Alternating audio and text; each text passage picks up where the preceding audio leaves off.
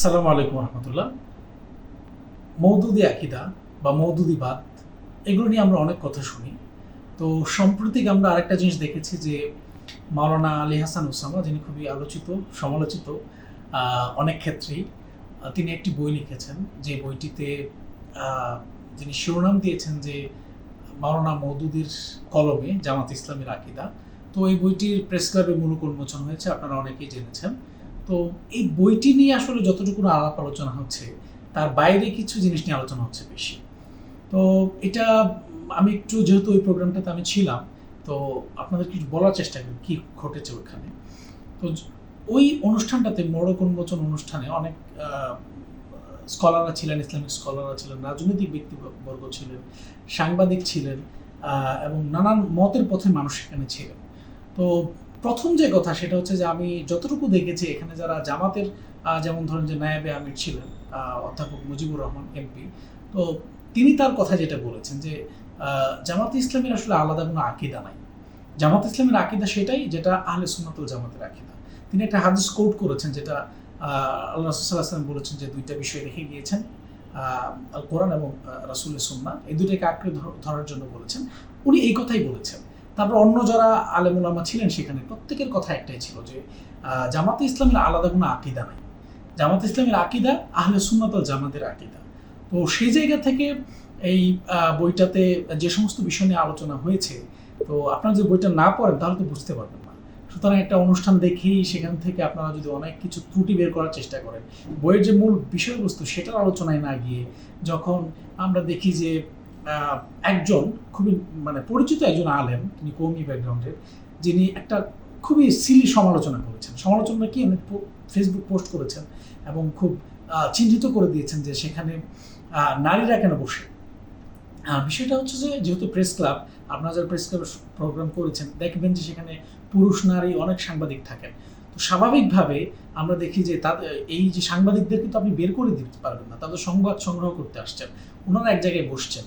এটাকে আপনারা ফ্রেমিং করছেন না জেনে অথবা জেনে ইচ্ছাকৃতভাবে, যে এই জামাতের বা আলী হাসান ওসামার এই প্রোগ্রামে নারীদেরকে নিয়ে আসা হয়েছে, তারপর হচ্ছে যেহেতু জামাতের প্রোগ্রাম, সুতরাং ইসলাম এটা জায়েজ হয়ে গেছে, এরকম নানান ধরনের ঠাট্টা মস্করা করার চেষ্টা করা হচ্ছে। দ্বিতীয়ত আরেকটা বিষয় দেখেন যে আমরা দেখেছি যে ওখানে অন্য যে পলিটিক্যাল পার্টির একজন নেতা কথা বলেছেন, এটাও একটু ভাইরাল হয়েছে। তো সে জায়গা থেকে উনিও একজন লেখক, উনি একজন গবেষক, এই হিসেবে তিনি দাওয়াত পেয়েছেন। সুতরাং এখানে নানান পথের মথের মানুষ ছিলেন, এখানে জামাত সংশ্লিষ্ট মানুষ ছিলেন, এখানে কওমি মাদ্রাসার একজন আলেম ছিলেন, যাকে নিয়ে আরও বেশি ট্রল দেখলাম আমরা। কেউ কেউ বলার চেষ্টা করেছেন, একবার লাল চিহ্নিত করে দেখিয়েছেন যে ওখানে শায়েখ মহিউদ্দিন কাসেমি, উনি ছিলেন এই প্রোগ্রামটাতে। তো উনি দেখানোর চেষ্টা করেছেন ওনাকেই লাল কালি দিয়ে, যে এই প্রোগ্রামে মহিউদ্দিন কাসেমি সাহেবও ছিলেন, উনি কওমি ব্যাকগ্রাউন্ডের, কেন জামাতের আকিদা নিয়ে অনুষ্ঠান হচ্ছে এই প্রোগ্রামে যাবেন, সুতরাং ওনাকেও এক ধরনের ট্যাগ দেওয়ার চেষ্টা করা হয়েছে। তো দিন শেষে আমি মহিউদ্দিন কাসেমি সাহেব কিন্তু একটা কথা ওইখানে বলেছিলেন যে যে পথেরই হোক না কেন, সবাইকে নিয়ে যেন একটা আমরা ইসলামিক যারা চিন্তা ভাবনা করেন তারা যেন চলতে পারে।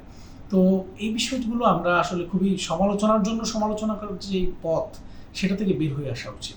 মাওলানা মওদুদির কলমে জামাতে ইসলামের আকিদা বলতে এখানে কি বুঝিয়েছে আপনি বইটা পড়লে বুঝতে পারবেন। তারপর হচ্ছে মওদুদি আকিদা বলতে কিছু আছে কিনা, এটা জামাতের কেন্দ্রীয় নেতৃবৃন্দ থেকে ধরে তৃণমূল পর্যন্ত কেউ এটাকে স্বীকার করে কিনা, বা মওদুদিবাদ বলতে আসলে কিছু আছে কিনা, এগুলো এক্সিস্ট করে কিনা, এটা কিন্তু আপনাদের নিরপেক্ষভাবে এবং অনুসন্ধিৎসু যে দৃষ্টি নিয়ে আপনাদের দেখতে হবে। আর যদি শুধুমাত্র গদ বাঁধা আপনি পূর্বপুরুষদের থেকে মাওলানা মওদুদি সম্পর্কে নানান কথা শুনেছেন, এটাকে বিশ্বাস করছেন, এটাকে জাস্টিফাই করার চেষ্টা করছেন নানানভাবে সিলি উপায়ে, মিথ্যা তহমত দিয়ে, এটা কখনোই ইনসাফপূর্ণ হতে পারে না। সবার কাছে অনুরোধ থাকবে আপনারা এই বইটা পড়েন, মাওলানা মওদুদির বইগুলো পড়েন। যৌক্তিক সমালোচনা সবারই আছে এখানে। মাওলানা মওদুদি এই প্রত্যেকটা বক্তা এখানে বলার চেষ্টা করছে, মাওলানা মওদুদি মানুষ ছিলেন, তারা কেউই ভুলের ঊর্ধ্বে নন, মাওলানা মওদুদিও ভুলের ঊর্ধ্বে নন।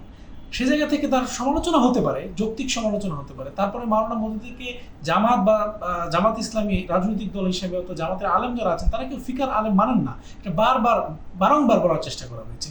তারপর আপনারা মাওলানা মওদুদিকে নানানভাবে ফ্রেম করার চেষ্টা করেন।